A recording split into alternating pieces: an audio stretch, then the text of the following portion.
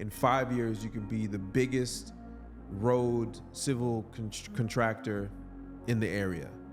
That is almost damn near impossible to do in America now.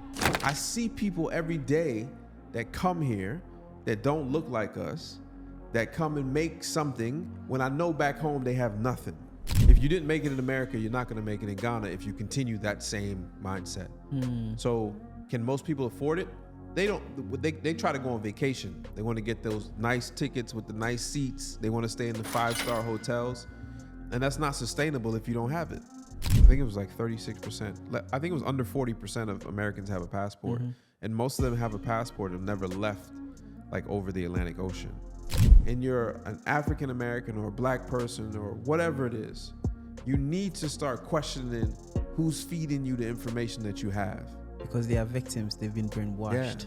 Because then I always say that whilst they are being brainwashed and programmed to stay there thinking they have a better life. I was successful in America, millions of dollars, okay? And for me to pick up and move and try something new somewhere else is... There must be something better out there. You get what I'm saying? Yeah. No matter how successful I get in America, no matter how successful I get, I never feel like I belong.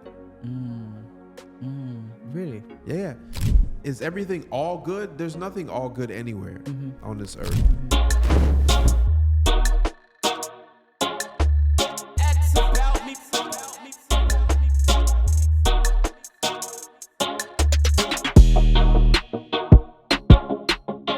Hello guys, and welcome back again to another amazing episode. And as you guys already know, this is the Diaspora Transition episode where we have dialogue with diasporans who have relocated and currently living here on the continent of Africa. Today is a special one. We do have here someone very special, an entrepreneur. You might have seen him on your screen, and I've been following, his life for quite some number of years now, seeing him, build his platforms on YouTube, build businesses in real estate. Today, I'm privileged to have here, have him here with me, to have a dialogue, ask him about how he even started his journey as an entrepreneur. Was it easy? What motivated him to be where he is now today, and his life story basically. So, without further ado, Maxwell, welcome on the show. Thank you, man. Thank you for coming so much. My pleasure. I'm happy to be here. People are watching you. They might not have seen you before. Briefly introduce yourself to the people watching you for the first time. My name is Maxwell. I'm a real estate developer. I'm born in America to Jamaican parents. I live in Dubai and Zanzibar. Now, I want us to go back to the beginning of your story before we dive into what you have going on here in Zanzibar. Your parents are from Jamaica. Did they move to the U.S. before giving birth to you, or they were born in Jamaica? Correct. So my older brother and sister were born in Jamaica. I was the first of the 5 kids to be born in America. So I have dual citizenship. I'm American and Jamaican citizen. And but if you want to go, depends how far you want to go back. All the way. Let's go all the way, because I've seen you've done a lot of interviews. So I want to be able to get a different perspective, things that people have not been able to touch on. Why? Because you seem to have a very unique mindset, and it comes from experience. It comes from environment. I want to be able to understand exactly where you came from, who brought you up. Was it your grandparents? What was that environment looking like? And what gave you this mindset that you have that is now making you millions and millions of dollars, or even making you successful at business? So let's just go all the way back. Man, going all the way back. So I was born in New York, like I said, to Jamaican parents. And at a young age, we moved to North Carolina. So that's where I really grew up, was North Carolina. I lived there for a while. Went through elementary, middle school, high school. My parents got divorced, I believe, when I was around 12 years maybe old. 13. Okay. And then, I went through all of that. I wouldn't say I wasn't a great student. School was very boring to me, but I wasn't a bad kid. Like, I didn't act up in the sense of like getting into fights and stuff like that. That really wasn't my thing. I would say the teachers liked me, but I didn't do homework. It wasn't my thing. And But I did graduate. So I graduated high school. And I went to the military at 17, did my time there, and then came out, and that's when I started my entrepreneur journey. You know, started a lawn care company was one of my first things. A lawn work? Lawn care, yeah. So you were landscaping. mowing lawns? Yeah, mowing lawns. Okay. At the same time, I ended up getting my real estate license and became a traditional real estate broker, what most people know. Let's attach age to this. Okay. When you were mowing the lawns, what age were you? 21. 21? Yeah. Okay. I'm here with Explore Zanzi, and we are bringing you life-rich experience travel tour to Zanzibar. Yeah, I'm Abui from the Explore Zanzi team, co-founder. First day you get to Zanzibar, you're gonna have a Stone Town rich cultural experience of Stone Town, our heritage. We'll have a welcome dinner, and then straight in the morning, you're gonna rest for a bit and explore this phenomenal island. It's a sandbank called Nakupenda, prison island over there on a yacht filled with lots of food. And then on the third day, we're gonna take you on a private plane to Mikumi National Park. Whole day of just seeing animals, the big five, and then we're gonna head back to Zanzibar, take you to the most phenomenal hotel here called Grand Milia. And then we'll take you on a yacht again to see the most iconic island in Zanzibar, or probably in Africa, called Nemba Island. Crystal clear turquoise blue waters, what we're known as historically as the Spice Island. So we'll show you our spices. Listen, traveling to Africa, usually people just come here, you just have a good time and you go back and you don't even look back here, right? But this tour is going to give you a different experience. We only have 14 slots available. Only 14 people are going to be on this trip. So make sure you grab your ticket before it's too late. For sure. Rafiki, Karibu Zanzibar. Now let's go back a little bit. 12 years old, your parents got divorced. Who did you live with? What was the environment like? Was it a safe environment? I don't know how North Carolina is, but talk to me about that before. No, North Carolina is safe. I lived in a place called Winston-Salem, North Carolina, Clemens, in between those two places. And we mainly, me and my brothers and sisters lived with my mom. Okay. We saw our dad on the weekends. Basically, he worked corporate. He worked in PepsiCo corporation. But you know, I didn't have a tough upbringing. You know, my parents weren't rich. They weren't completely broke. I mean, we always had the lights on and stuff like that. My mom did what she had to do to get by, working 2 jobs. She's always worked night shift pretty much her whole life, sometimes 2 jobs. And but you know, I kind of a normal upbringing. I wouldn't say anything trauma, anything like that. You know, just a regular family. But yeah, even today, I still have a relationship with my dad. My mom, obviously, she comes a lot. She's retired. Both my parents are retired now. My mom comes to wherever we are. She's been to Dubai many times. She's been to Zanzibar. But yeah, it's regular life. No crazy story, no jail, nothing like that. No, I like that. Because remember, it's just the mindset that you have. So 21, you started your own company. You started mowing lawns for people. What were your siblings doing at that time? Who influenced you to even have that idea of mowing your own lawn? Was that, did you needed money at that time? What gave you that kind of idea? You know, to be I doing that? I didn't have any money, and just coming out of the military, you don't really make money as a E2, E3, E4, something like that. So, you know, it was cheap. You were able to get a decent lawnmower, go around, knock on doors, get accounts, get a truck, get more and more. I would say it was a good business. But that was way back then. And then big companies came into the town and kind of took over a lot of the major accounts. They started buying people up. But at the same time, I did real estate. So I started doing real estate full time. And that was interesting. But a traditional broker, right? Helping people buy and sell their homes, stuff like that. So how do you find them? Did you sign with a broker company that you were selling under them, or? So my first year in, so when I went to real estate school, I went to sales school and broker school back to back. I think it was like the last class you can do that before they changed the law in North Carolina, something like that. And my first year, signed with a brokerage, did pretty good. I was a hustler. I would do whatever I had to do to get, you know, listings. And after that 1 year, I realized that's not what I wanted to do.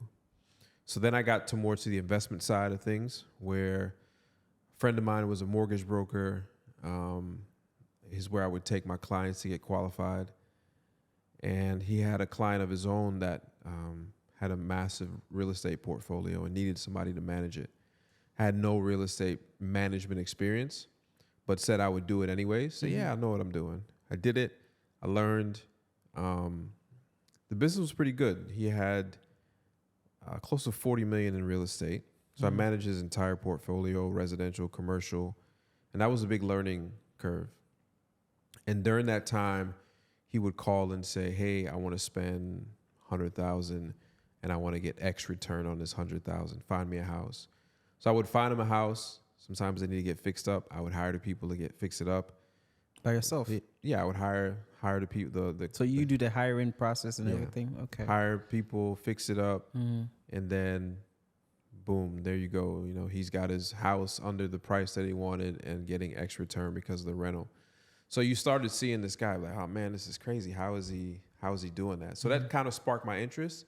But at the same time, I was still young. So when you're talking about making, you know, being able to pocket $60,000, $70,000 a year back then, that's a big deal. It was good money as a young person, you know, in your 20s, early 20s. But the crash happened in 2008, and he sold a lot of his properties before then.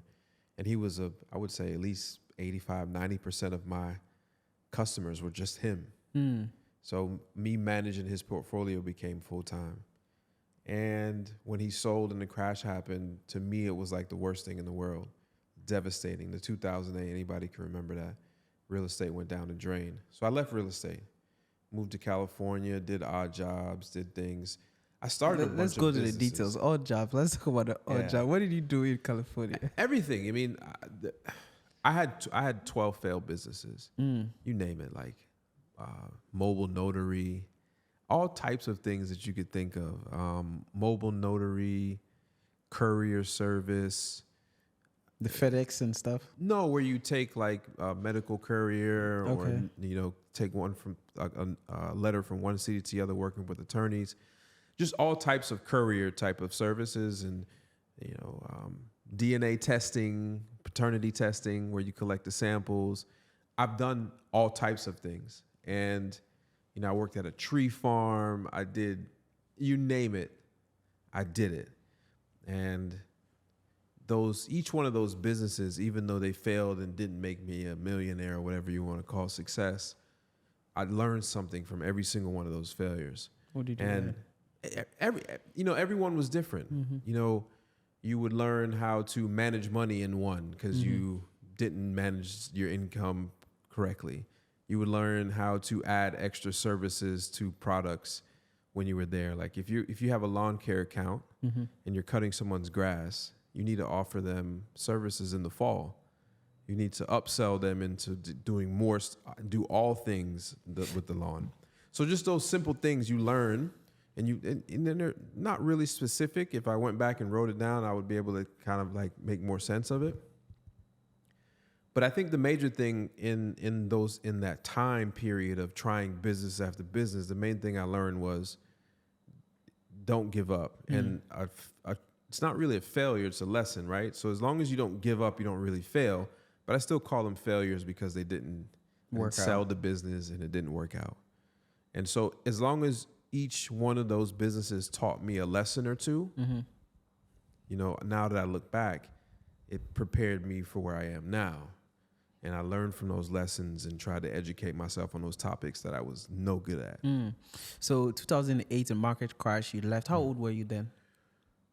I can't even do the math. Yeah. So 2008, I don't even know. I don't even know. No, I'm trying to see. That was what I'll try to figure out. I was born in 84. 84. Okay.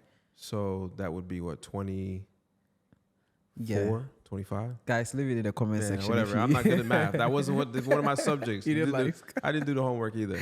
But you know, you tried several businesses, try to make it work out. It didn't work, but you learned a lesson. When will you say you got a first breakthrough in your career after leaving everything behind?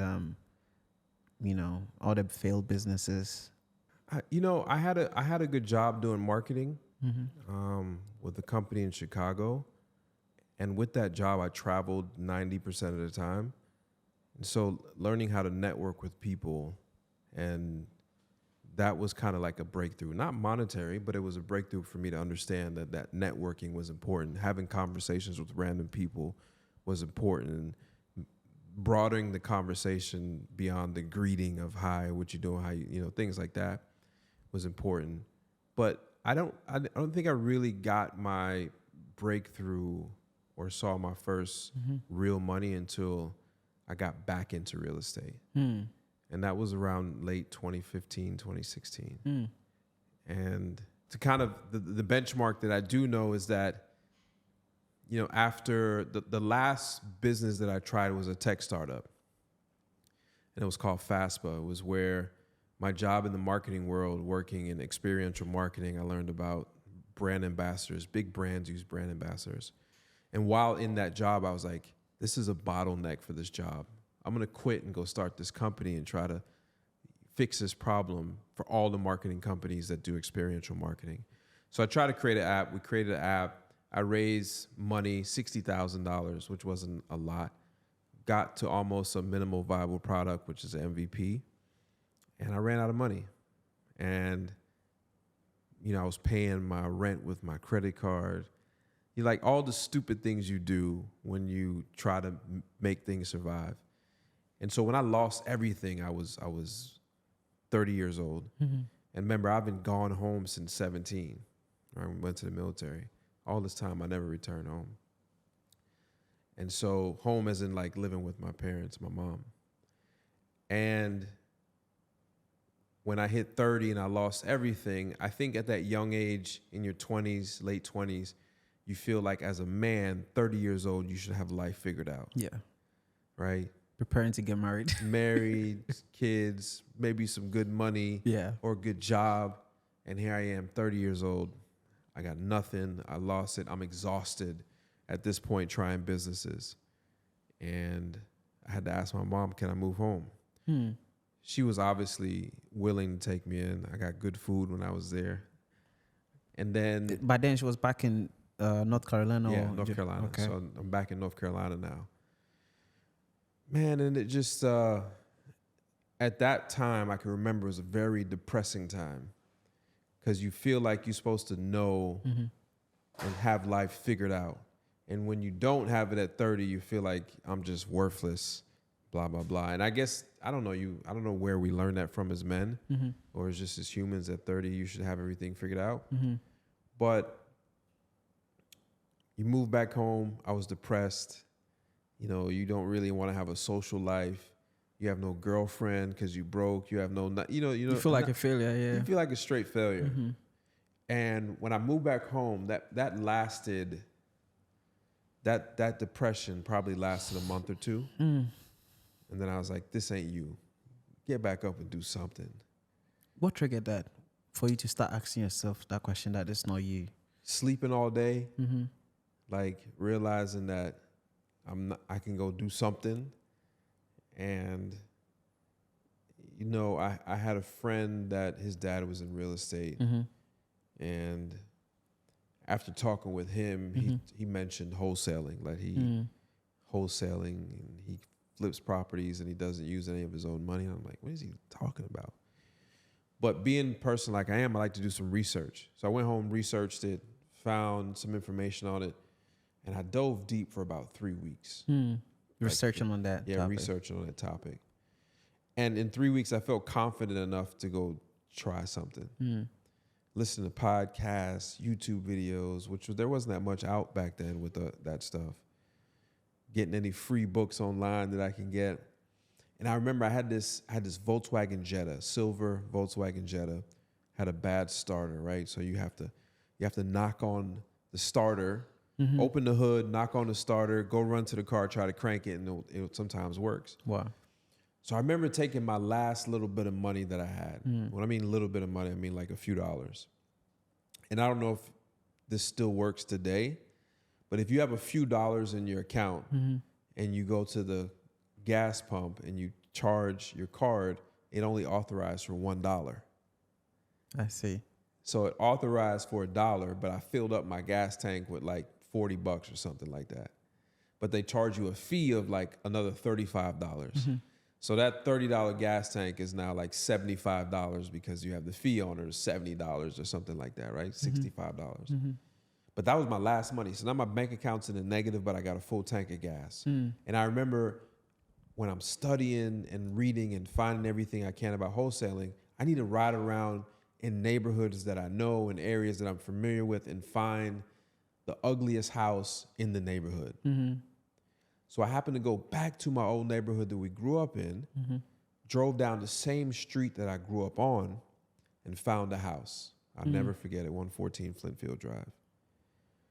I found this house. I found the owner's information online. I called them. Her name was Amy. I never forget her name. And I had no money, but I had the confidence from what I learned, and asked her to buy her house. And she ended up agreeing. I met with her.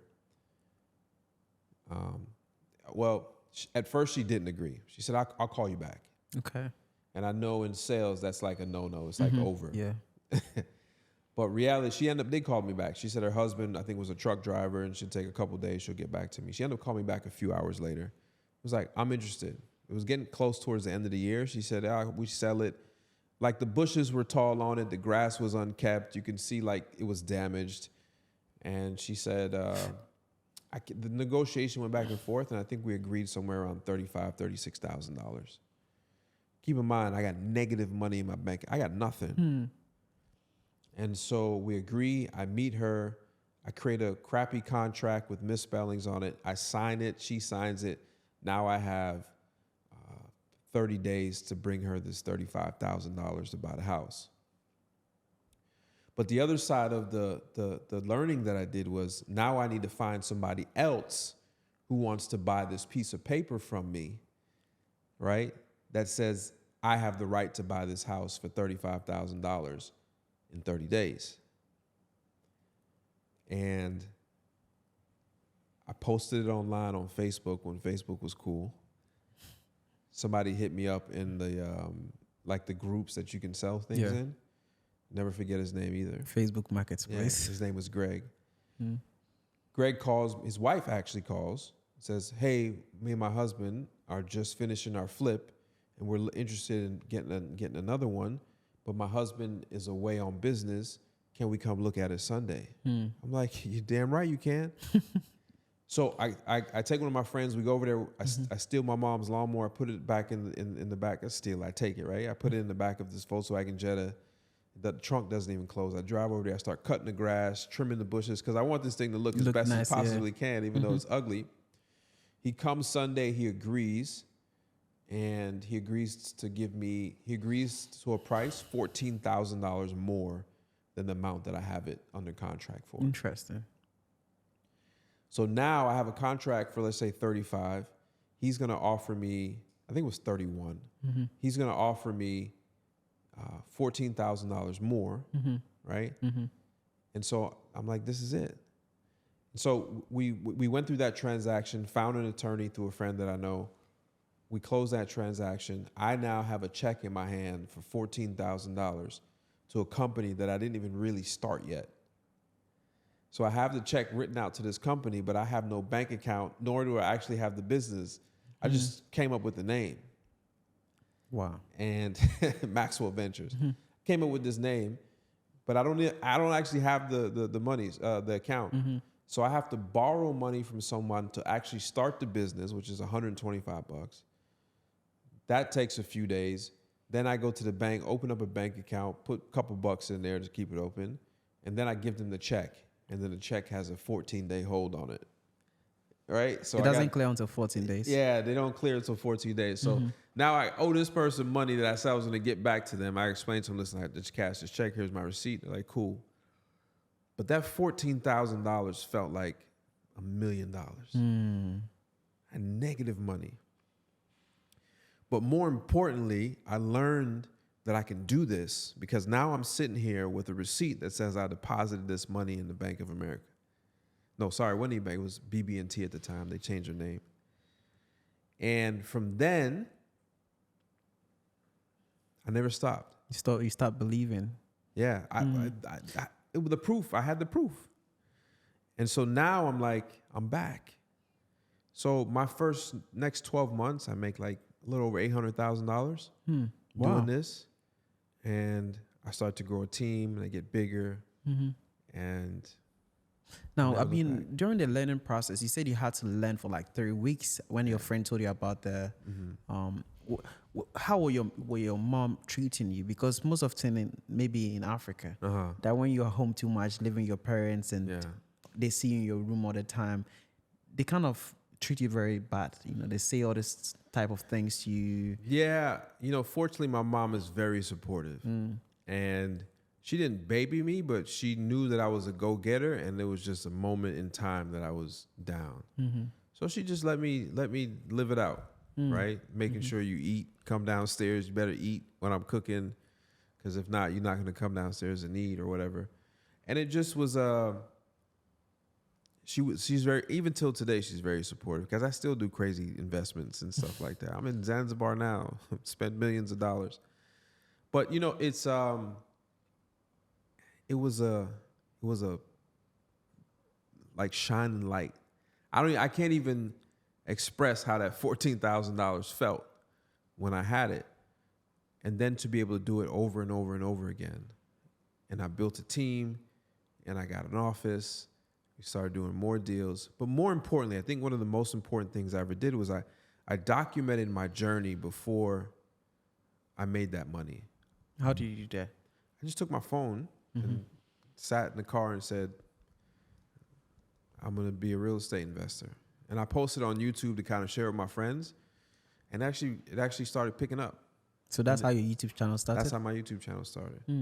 And I started giving people, like, literally, yo, this is what I did today. Here's what happened. You know, and it grew. People asked questions. I answered what I knew.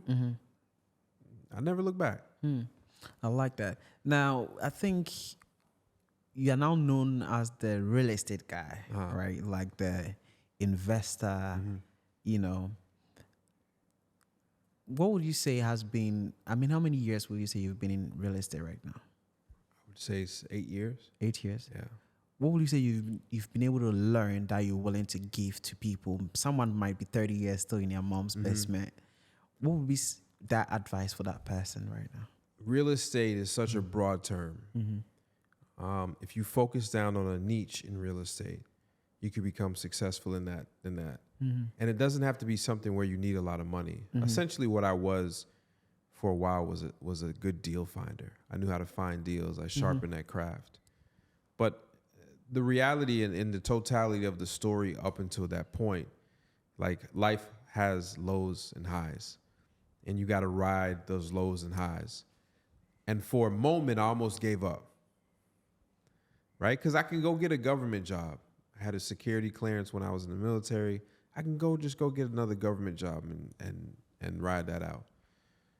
But the persistence and the obsession with trying to become who I wanted to be allowed me to kind of stick to it, even though I had that slight, depression. I think everybody goes through that when you fail. Yeah.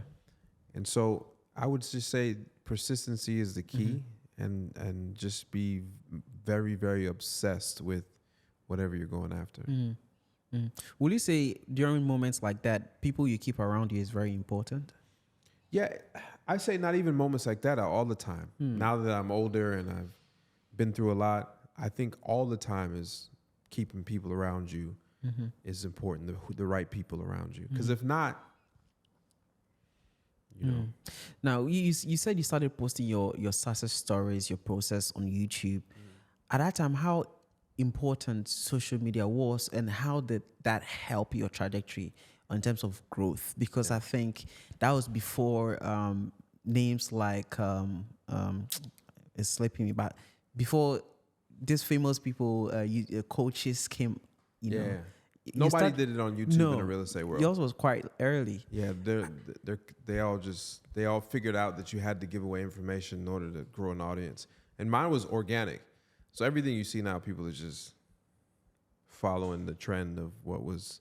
They study what worked, and then they're trying to How did that affect your business positively before and after implementing? It affected me personally because I felt now accountable to people that was watching, whether it was I had 0 audience to 100 people to 1,000 people. There was months and months where I would gain 1,000, 2,000 new subscribers every day. So now these new people would ask questions. But for my business, it allowed me to build a personal brand, which I think everybody has a personal brand. It doesn't have to necessarily be like on YouTube or Instagram. You can have a personal brand in your community. And having that personal brand and being an entrepreneur at the same time, I was able to capitalize on it. So as I was doing real estate, there was softwares that just weren't available. There was tools that weren't available. So I started making these tools for my personal business and simplifying processes. And then I would use this tool, and I'd be like, yo, I just created this tool that worked pretty well. If you guys want it, pay a $50 monthly fee to use the software. And so that exponentially grew my income when I started creating tools in it. And not a course, I'm going to teach you. No. The YouTube channels will show you what I'm doing. Here's some of the tools that I use. And that grew that business like crazy. Interesting. Now, at what point did you decide to leave tech behind and focus on real estate completely? I'm still in tech. You're still in tech? Yeah, what are you doing in tech right now? I still own a data company. A data? Yeah. Okay. So real estate and people data, I still own that company. I met 2 good friends, Justin and Vince. They run the day-to-day. Now our software is more enterprise level where it's B2B. So we provide data to other real estate tech companies, prop tech companies, in order for them to stand up their companies a lot faster. I also own a skip tracing company called REI Skip, which is actually still ran by that company. So it's a family of companies that mainly focus around data, because data is important when you're doing real estate. Knowing who owns the home, right? Like you can tap a map and we'll show you who owns the home. You can want to know who owns this house and we'll give you the phone numbers and the possible people who own it. So that type of stuff and predictive data, the boring stuff, but that stuff is needed. Knowing this information, does that help you in terms of selling properties? Or it made me a monster very early. Very early. Interesting. Now, we might be going back a bit, but who would you say were your strong pillars in your life at that time? I don't know, were you married, dating? Who were strong pillars whilst, dealing with businesses, the stress of businesses, ups and downs? Who was your strong pillar, would you say? Really myself. Yourself? Yeah, I really believed in myself. Obviously, I had friends around and family, so I'm not like, I'm this big macho guy. But it really boiled down to believing in me. And the friends that I had around me, they were either high corporate people that wanted to get out, and I would edge them to get out of corporate life and get into business life, and a lot of them did, and they're very successful till today. But for me, it was just isolating myself. Now, what would you say? Do you have real data of information on people who subscribe to your courses or followed you that have turned their life around? Do you have stories like that? I don't have a course necessarily, but people I've met people in person. A lot of people when I'm out in public, they tell me how watching my videos have changed their life. Can you share some of the stories with us? I remember there was a guy that was like, I would say he was so frustrated with himself that he was losing his marriage, losing his kids, and needed something to get him out. And he found my channel. I looked like him. I sounded like him. And he started doing the things, and he was able to provide for his family, which made him feel like a man again. And he rekindled his marriage and all those type of things. And I've met young people who work night shift at the hospital, cleaning in the sanitary department, and make more money in their first check than they make all year. There's countless and endless stories like that. But I think more importantly than the money is for people to be able to look at a YouTube channel, and you got to remember this is 6, 7, 8 years ago. Look at a YouTube channel, look at somebody that looks like them, and say, I can do it. This guy ain't nothing special. I can do what he's doing. and they would actually go out and do it. So there's thousands and thousands of people who have got either their spark or have followed exactly what I did. Did you have any role model, someone you looked up to growing up? Particularly not role models. I admired when people were able to build businesses. And so I would follow people for that period of my time, right? So like in the period of my time when I was growing my audience and doing business stuff, I would follow Gary Vee to the point where I was obsessed, where I got to meet him. I paid him $155,000 to speak at one of my events. Oh, wow. I don't know if I could say that. Anyways, it was a long time ago. I paid Gary Vee a lot of money to come speak at one of my events, but that was an intentional relationship that I built. But that was a period of my life where I needed to hear the things he was saying. Now I don't watch him much. So I'm never like fixated on a person, but I like when I see people have built real businesses and like, how did he do that? How did he grow it? How did he solve this problem? Because that's where I am in my life now, and people like that inspire me. What would you say would be 1 or 2 lessons you learned from Gary Vee that you're willing to share to the audience? Potentially might help them. Man, it was such a while ago. One important thing when I did have when I was very active on YouTube, he told me not to whenever somebody's running one direction, run the other way. So everybody was making courses at one time. He said, don't make a course. Delay that as long as you possibly can and use your audience in ways that are more mature than most people can even understand. Don't get the most lowest hanging fruit. And delay gratification is basically what I learned from him as a person, as a business, an entrepreneur. Delay the gratification for myself as long as I possibly can. But for him, what I think I learned from Gary Vee was his pure obsession with what he was into. Like if you look at him, he was almost like he's crazy. Yeah, exactly. Yeah. And so most people think that he's like crazy. So that level of obsession is what takes him where he is. But beyond what he put online, I was able to look into VaynerMedia and see that he was running media for big companies like Planters or American Express or Pepsi Cola, like all these big brands. And how is he getting in the room? So he hacked the equation by not really being qualified as a marketing CEO, but being a actual figure and getting in the back door of things. So boring stuff, but just things that I admired from him. Did he call you up during the NFT boom for you to buy some NFTs? I don't know. Hell no. I don't know why he did that. I don't know why he did that NFT thing. Crazy. Anyways, your mindset shifts. In this hemisphere in Africa, we do have like this mindset that nothing works out here, right? If the government doesn't do it, we are done, right? We don't look on the inside. Obviously, you said you were alone by yourself. You had to watch a lot of YouTube videos to turn your life around, to be able to be where you are right now. If young folks are watching this right now, what will you tell them in terms of their mindset shift that will change their trajectory or their life trajectory? Listen, everywhere has access to internet, and you can use a knife to cut a steak. You can use a knife to do good or do bad. It's the same with the internet. You can do useless and senseless things with it, or you can use it to actually do something good. So just because you and I have the internet doesn't mean you and I are searching and browsing for the same thing. Right. I would say that, first of all, the government's never going to come and save you. Everything you have to do on your own. So get that mindset out about the government doing something for you or on your behalf to empower you or better you. All that comes from within, the circle of people that you're around. Africa is Africa is now. I wouldn't even say the future is now.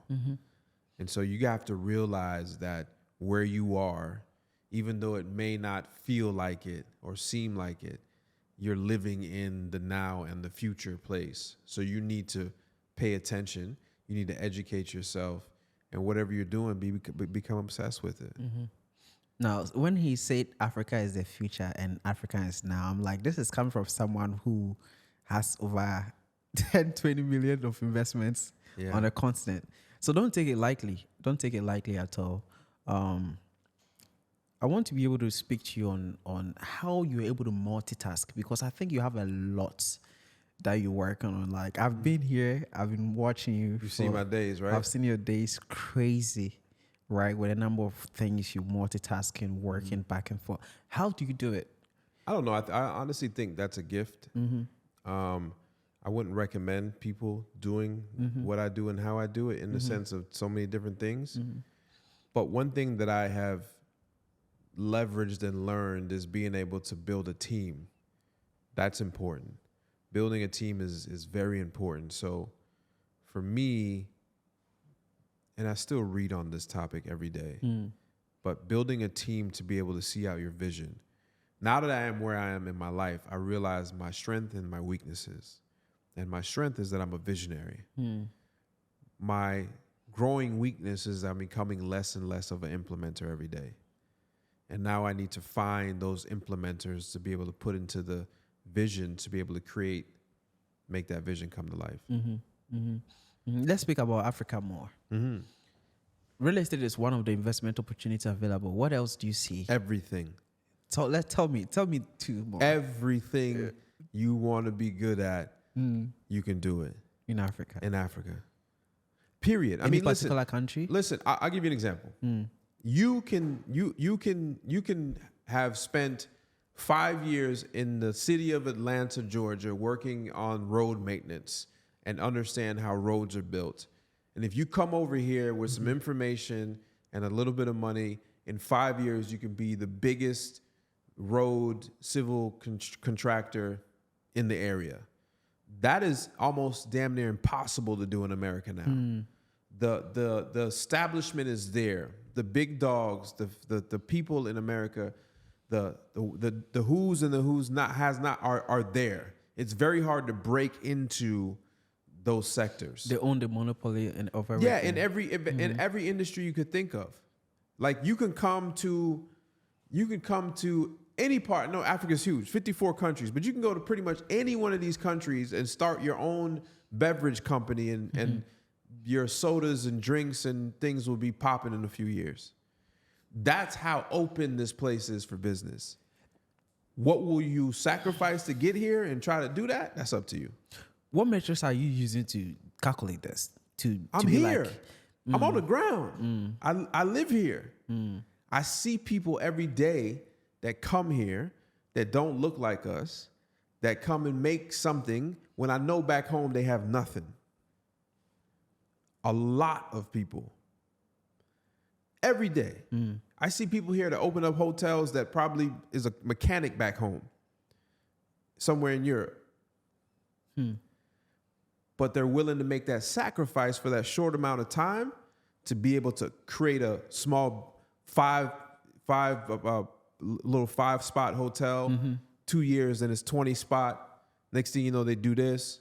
I've seen people come here and open up grocery stores from 10 shelves to a full-size market. And you've seen them grow. Yeah. It's crazy. You see it every day. But what happens is they're willing to give up not having 100 megabit speed internet and only having 50. They're willing to give up not every single road is paved. There's going to be some ones that have some potholes in it. You're going to give up clicking 3 or 4 buttons and McDonald's show up at your front door. They sacrifice that for a little while in order to grow what they have. But why do you think some other people can't sacrifice that? Why that mindset? Why that? I don't think everybody has the willpower to give up something to get what they really want. That's across the entire world. What about those who got scared? I mean, they sent money to Africa and their family members just squandered the money, and now they have this resentment towards Africa. Naturally, people are bad with money. And if you have a resentment for that, then you should definitely have a resentment living wherever you live at. You squander your time at least 40 hours a week. Like how you got that money in the first place was a scam in the sense of that little bit you earn for all that you put in. Would you say living in Africa, you're living life better than you would have maybe because you do have a home house in the US? Yeah, I have a ranch in America. But listen, when you say living better, what do you mean? I mean, it's relative, but Exactly. What do you mean? Like, I live a good life here. I live on a white sand beach with blue waters that come all the way up to the thing every day. I have natural fruits that I can get every single day by just pulling my car over, and I ain't got to worry about is there GMO in it or anything like that. I don't have to worry about getting stabbed. I don't have to worry about, and people know who I am. I'm a relatively small island. Never once felt threatened. So when you say, am I living better? It defines what you call better. I believe I am. If not, I would have left. I mean, I want us to help a lot of people. I know sometimes those who see the opportunity see it and will move here. But I've had one, I mean, a while ago, someone commented down saying that what we have here in Africa is not the freedom that they want. I mean, the person has 9 to 5. He said he's living better. He has a 9 to 5 job. He lives in a condo apartment or whatever in New York. And that's like freedom to that person. I'm not sure who convinced him that is, but if people are stuck in that mindset and we want to take them out, we're not going to be like, okay, it's okay for you to be in that. We need to save some people, right? Not all of them. Not all of them. At least the people who look like us. Not all of them. What would you say to them? Because not all of them. You can't save all of them. Let's save some. Listen. Yeah. You can't, because it's like speaking to a rock. If they enjoy the life that they're living, let them live it. Like, people that want to hear the information, they'll absorb it. Like, it's kind of tough to go around and talk to people that don't even want to understand or listen or even hear the perspective. Just let them watch you. Okay. Because proof is not in the words that you and I would speak about how great the continent is or how great where you live or I live is. It's in the actions or the results of what they see. And by the time some people realize, it's too late. I mean, I know of people who left Ghana back to the States because there was cockroaches in their wardrobe and the road is very bad and they don't have internet, so they left. Right? No, something like this is ridiculous. Listen, those people, I mean, listen, that's what's important to them. Fast internet and I don't know, I don't have bugs in my house. Like, but I mean, that's just, I don't know, man. I don't know what to say to people like that. I just stopped trying to say something to people like that. All right, then. Let's talk about Zanzibar then. How did you find Zanzibar? I love it. Zanzibar reminds me so much of Jamaica. It reminds me of a pastime in Jamaica, which since my family's from there and I spent time there and I've lived there, I know where it's going. Not saying that this is exactly like Jamaica. Because you've seen what happened in Jamaica. I've seen how beautiful islands get developed. Not just with real estate, but with everything, with infrastructure, with people, with everything. I know how it works. I feel like I know how it works. But to me, Zanzibar is a nice, peaceful, beautiful place. It's centrally located on this side of the world where I can get to a lot of places. Now, we did visit one of you, the first in development, Blue Pearl, and you were speaking to me that in the next 5 to 10 years, people might not get the opportunity to even buy lands here in Zanzibar. It'll be very expensive. It'll be very expensive. How expensive? 10x from the current price now? At least 5x. At least 5x? Yeah. I mean, what you're talking about is,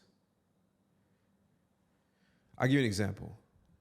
The place I live now, the people who had purchased it before in 1997, which I live on a nice, beautiful beachfront property. That plot sold for $500. When they bought it, 1997? That plot today went for $750,000. $750,000. That plot in 5 years will go for like $3 million. Just like that. Ladies and gentlemen. Like that quick. Because the ocean is so blue and crystal clear. Guys, Zanzibar is beautiful. And this is Africa, bro. Like, anytime I'm here, I don't want to go back home. It's beautiful. We've actually extended your trip. I know, and I might have to do it again. Wow. If an investor, I mean, Americans are watching this and they want to buy property here, advise them. People want to just even come live as a vacation home. Listen, the best thing I could ever tell somebody is travel. Travel and see for yourself. I've been blessed to be able to travel a lot, and I get to see the perspectives. Right, I have an apartment in China. You know, I have a place in Dubai. I have a place here. You don't feel limited to any location. No. But you know, people crucify people for that. Our people say, "Oh, why you not moving to this specific country or that specific country?" Like where? What do you mean? Like I had people, example, I've met few Americans who moved to Ghana, and they would say they would never do business in China. They kind of cut themselves off from the part of the world. You don't have to do business in China, but every day you will buy or spend or wear something that is from China. China is this era's industrial revolution. The next industrial revolution. You can't take them out of the equation. Africa. Yeah, you can't take them out of the equation. They make everything. I have fun when I go to China, and that's what I mean. Like, and most people who would say that they don't want to do business with China has never been to China. So their perspective on life, and this is a problem with a lot of people. Their perspective is actually someone else's perspective. It's not their own perspective. Tell me, how do you have a view on China if you've never been? Right. I've lived in China for 4 years. Yeah. So you have a direct perspective of everything about China. Now, if you tell somebody else that you had a bad time in China, that becomes their perspective if they believe you. And that's with anything. Because you buy some of the equipment you need for your construction cheap there, and then you send them over. I don't see. Here's the thing. It's not cheap. It's what the price actually is. By the time you get it, it's expensive. By the time it's brought from China. Yeah, by the time the middleman gets it and you see it, it's expensive. Oh, right. So the price never changed. Yeah, I'm not buying it cheap. It's just that the person that is 4 steps in between you and the actual supplier is what makes it expensive. So I'm buying it at the price. You're buying it expensive. Okay. Cheap is if you can get it cheaper than China. Okay, that makes sense. Okay. I didn't know that. So you cut all those people off and then you go to the source. Yeah. Let's speak about your multitasking between, building businesses. Your first project here in Zanzibar, Blue Pearl, is fully sold out, 45 units, 2 bedrooms and 3 bedroom. You have a next 2 projects coming up. Can we speak on your next project and how did that even come about? And why are you just doing it back to back without, So our main objective here is to actually build one of East Africa's largest development company. And so right now we have a little over 200 employees, between 160 plus work on the construction sites. We have the capacity to be able to build more. We're more than 50% complete on our current project. We're going to that first project, gross development is 10 million. Our next project is 33 million. The other one after that is closer to around 50 million. This is all within 12 months. And so, and our first project, Blue Pearl, sold out in 45 days. In 45 days. 45 days. And so for us, what we pride ourselves in is we design and build. So we do the whole thing. We do the feasibility study, we design the project, we build the project, we manage the project after we hand over. So the thing is if you get a second home, you're going to want to be able to live there whenever you want, rent it out when you're not, whether that's short term, long term. Right now we're focusing on short term because Zanzibar is such a good tourist attraction island now. And it's growing and growing every year. I think it grew 46% between 2022 and 2020. Yeah. So it's just we pride ourselves in that, and so we're building a big company. Chiquani Shores, we're launching that September 21st, 2024, and we expect to have the same results from that. Can you tell us a little bit about that property? Yeah, so it's 115 units. We have 5 buildings, G+6. Then we have 10 villas. We have 2 types of villas. We have a luxury villa and then what I call a super villa. This is beachfront, by the way, what I'm talking about. So you're talking about beachfront, then we're building a jetty out into the water, and then a boat dock so you can pull your boat up to the community. So the residents can have a boat and still be in that property. Interesting. And this happening in Africa. Yeah. You got to come, right? Yeah. We could talk about what you think Africa looks like. But yeah. I like the whole conspiracy thing, talking about, you know, them. I'm cool with people thinking that. Don't come for a little while. Where's the camera? Don't come for a little while. Let me eat. You know, but no, that's like I said, man. There's people that come here every day and opens their eyes up, and there's people that be like, nah, I don't even want to go. What do we do? Let's talk about some of the success story of people who might not look like us that you know of. It doesn't have to be Zanzibar. It can be any other African country. What are some of the stories that you can share with the audience Of people that are successful in Africa? if you know any? Trying to think. There's definitely people that I know. I'm drawing a blank right now, but I see it. I see it every day though. Like, you know, we're spending millions of dollars on supplies. I'm looking at somebody that doesn't have the background, but is one of our major suppliers where they supply steel, cement. Those industries you can't get into most developed countries. And I see, you know, matter of fact, the furniture in my house, there's the furniture in my house was built by a guy in the mainland. Beautiful stuff. I think he has 5 warehouses, builds from raw wood straight to the everything in your house. And so you see those things and you're like, man, how old are you? I think the guy said he was like 24. You know what I mean? 25, something like that. And he never traveled? No, he's from Tanzania. Yeah, I mean, he's a native. He's a local. He's local. I don't know if he's traveled. I don't know where he's traveled to. I believe he's traveled a little bit, but not much.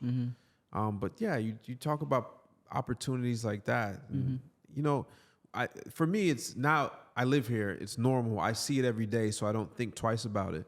But there's so much opportunity here, and people take advantage of it. And people that come here don't even look like us, and they take advantage of it. So the opportunity is here, and you have an advantage if you grew up in a developed nation, a developed country, and you're trying to play a role in a developing country. You have a slight advantage over most people because you've seen it, you lived it, you've done it, and you can kind of replicate it. You know what the standard is. Well, what would you say has been some of your like challenges trying to do what you're doing here, though? You know, just adapting to the culture, going through the building process, going through the approval process. It's new for me here. I've known to do it one way, and you can kind of get frustrated when you think that it should go this way because that's the way you've done it over there, right? There are some processes everywhere that can be refined, so it's good, save a little bureaucracy. But, you know, overall, you just you push through it. There's challenges with any development project. There's challenges with any business. One of the biggest ones we face is just logistics, like getting things here. Okay. In a timely manner. Now, a gentleman I interviewed said that he believed that 90%, 80% of African Americans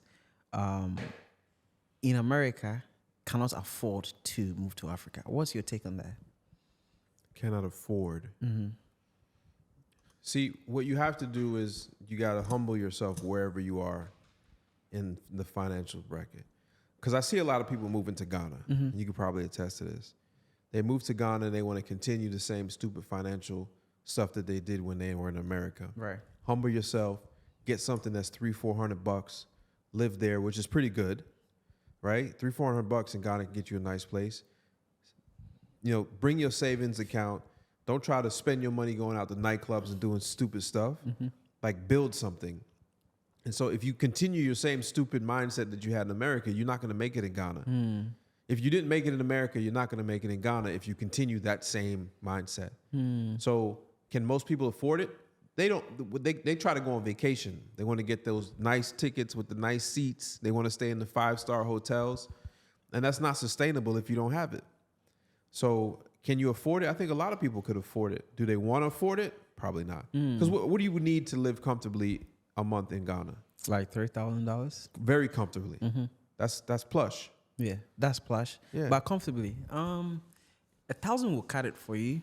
$1,000 a month. So come on. Yeah. You could do something online on Upwork.com or something like that and make $1,000 a month easy. A week.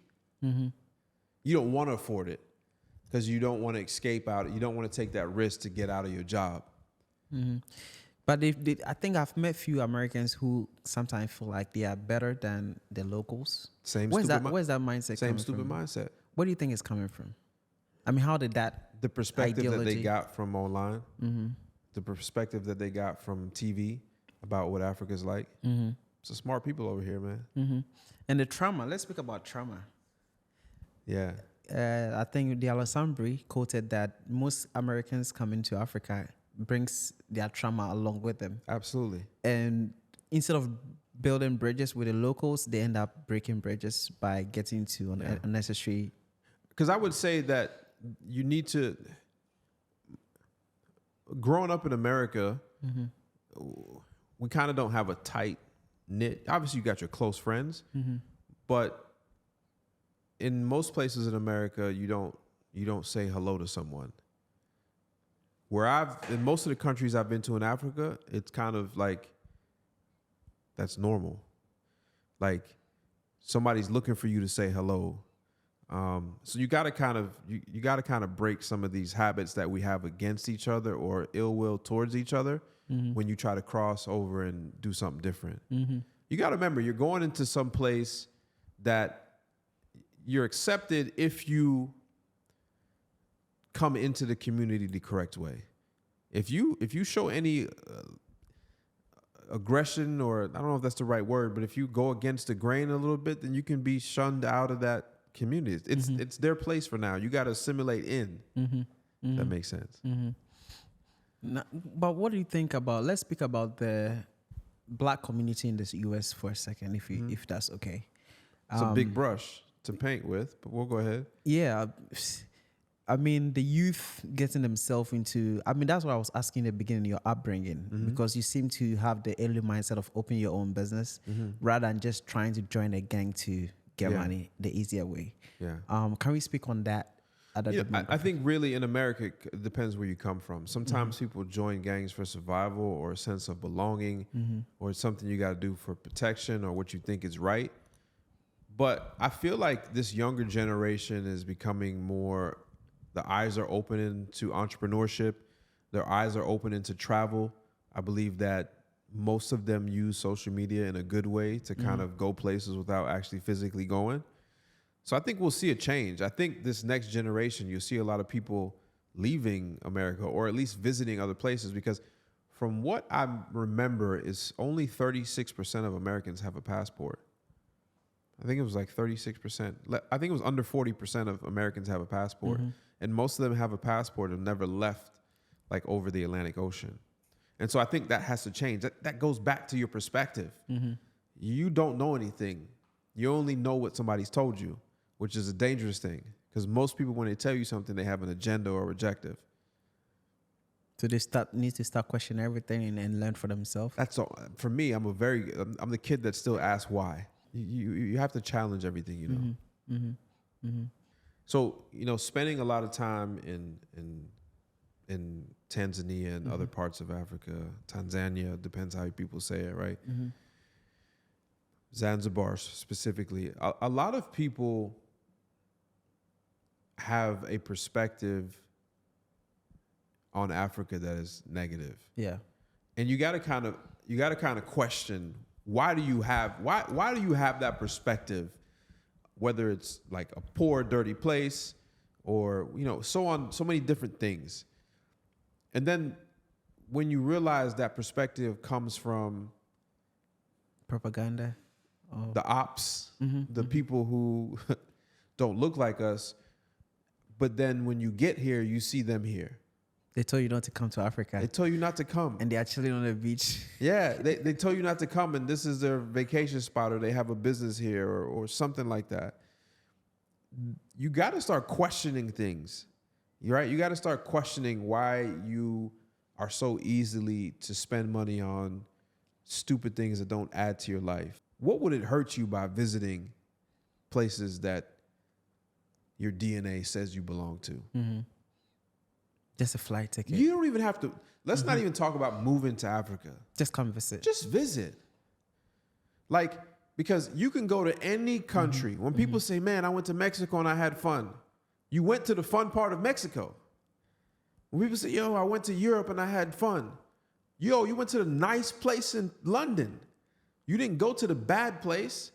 But when you come to Africa, when people show Africa, when I see people online talking negative, you went to the bad place. Right. But it's beautiful places. You didn't go to the $1,000 night Lake Victoria Hotel. Mm-hmm. You didn't give it the same opportunity.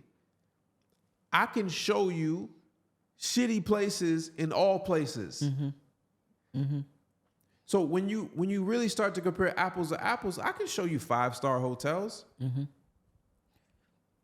I can show you no-star hotels. It's really what narrative you want to paint or what somebody told you. So you really, if you live in America and you're an African American or a black person or whatever it is, you need to start questioning who's feeding you the information that you have. Because they are victims, they've been brainwashed. Yeah.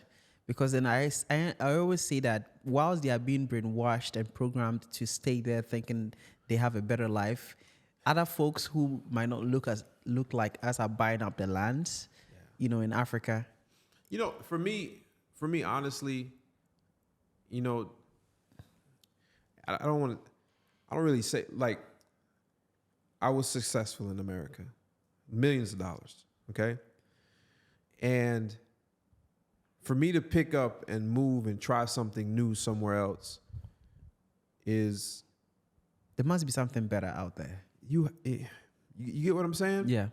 And so I think people need to... I'll be honest. No matter how successful I get in America, no matter how successful I get, I never feel like I belong. Really? Yeah. When I moved out of America, whether I was in Dubai, whether I was here, I still had a tense feeling around police officers. Wow. And it took a while for me to realize that police car behind me here, they're not trying. It's not the same. So when you see the red and blue, your heart jumps. It's not the same. My heart still races.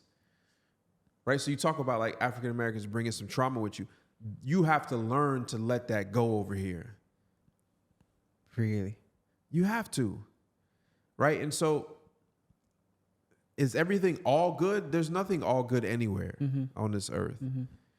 But you no matter how you got to think deep about it. No matter how successful you become in America, you can live a very comfortable life. Gated community, big nice house. You have to, at the end of the day, you never belong. You never belong. You always be treated as a second-class citizen. Always. I think Jay-Z says that even if you ride in the Benz, you still a... Yeah. Right? And so you got to really try to find a place where you belong. But also, some people don't care about that. Even the Benz they are riding is made by someone who don't look like them in Germany. But, and they don't even want you to drive in it. But you I don't know how to explain it, man. It's when you get somewhere where you kind of have to change. I'm almost 40 years old. So everything that I've grew up with, I had to kind of change the way I react to it because it's not the same reaction I'm getting from that thing. I don't get the same reaction from that police officer. I don't have to take my hoodie off when I walk into a store if it's cold because they don't look at me like I'm a threat when I have the hoodie on. Right? I don't have to kiss somebody's butt if I walk into an office. You get what I'm saying? There's so many things that you have to relearn when you move outside of that place because it's toxicity that we've learned to live with that we now normalize in our everyday life in America. America's not all bad. Don't get me wrong. I'm not sitting here trying to bash America. But as someone who has, I'll give you my perspective. My parents are immigrants to America. Right. So I know the immigrant story. Right? I know the veteran story. I'm a veteran. I know the I've been broke story. I've been broke. I know the I've been rich story because I've been rich. I know the Christian story because I grew up Christian. I knew the Muslim story because I became a Muslim. I did all of this in America. I have a very, very crazy perspective of being there. Right? So I kind of have a lot of... The right to speak on everything. I believe I do. At least I can give you my accounts of how I feel, and I know a lot of people that are close to me kind of feel the same way. But for a lot of people, it's going to be hard to pull away from what they used to. But that's what a trap feels like. Yeah. It's so sad. It's really getting me sad, you know, like Africa is so huge. Big. It's big, bro. Like I was in a flight I'm just coming from Ghana to Tanzania. And it's just so close when you check the map. But I was in a flight for almost 6-7 hours. I think 8. Just to get to Kenya. Empty lands, yeah. And I'm like, these lands are for you guys. Like, right? Think about being stopped in traffic and scared of your life. Literally, you could just come to Africa. I think it's one of the most underutilized land masses. I think Africa is bigger than what they tell us, you know. It is. Because there's no way I'll be on that flight for that long and I'm not I'm like, how? You know what I'm saying? But anyways, let's speak about, you know, your mindset. Whatever your parents did, it helped you a lot, right? It's because they are black people, they are Jamaicans. How did that happen? Look, my parents played a big role into what I did, but I think also, like even my neighbors, the Cottle family, it was a white family. Your neighbors were Caucasians? Yeah. Okay.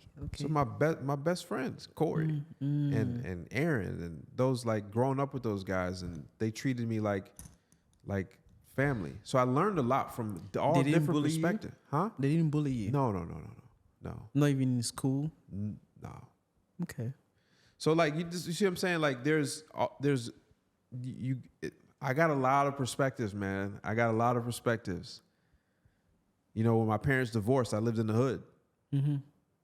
Let's talk about it. Right? I lived in the hood, but I assimilated. Like, I understand it.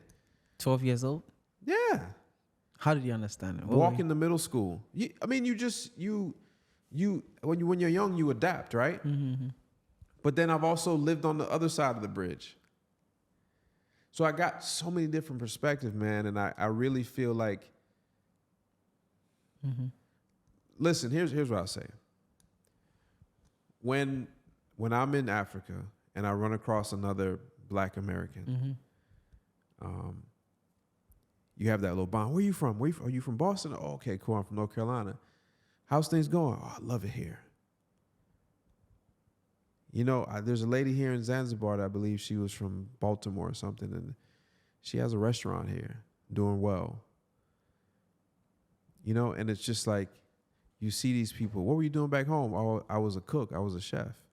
Now I got my own restaurant. Those opportunities are here. She belongs. She feels good. Everywhere she goes, she feels like she belongs. And so, you know, I hope anything, I know what your channel is, trying to get people to explore and come to Africa and the diaspora, to come back and explore, whether they visit or live. But I really hope that people, whether it's 2024 or 2025, start to experience the beautiful side of Africa and start to try to see themselves as, you know, coming back inside. They belong. And I don't care. Some people don't even believe that their ancestors came from here, which is wild to me, but that's fine. I don't think it's fine. For me, I just want to be straight. Yeah. I don't think it's fine. You're Black. You're from Africa. It's hard to fight that mindset. And that's why, instead of like fighting fire with fire, I'm just saying, just come for vacation. Go to Lake Victoria. Go to the Serengeti Park, right? Go to the bro, the Serengeti is full of people that don't look like us. And the Serengeti is a beautiful place.